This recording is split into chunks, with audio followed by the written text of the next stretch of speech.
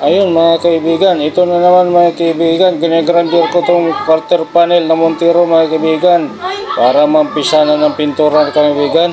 At pambudget na rin ng pamilya to mga kaibigan kung matapos to mga kaibigan. Kailangan ng panggastos araw-araw kaibigan, kaya kailangan matapos to mga kaibigan. Inaapura ka nun kaibigan para mabigay na sa pintura kaibigan, no? At naka-final alignment na yung back tailgate dito kaibigan. At saka yung bumper mga kaibigan, naka-final na to. Tinanggal ko lang ulit para matuloy-tuloy po ang paghihinang at pag-grind. Dahil inopera po yan sa baba, no, para mapukpok yung sa taas kasi sarado yan mga kaibigan.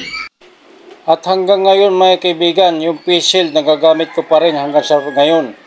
Ginagamit ko sa pag-grind, no, at para di matasikan yung aking mata.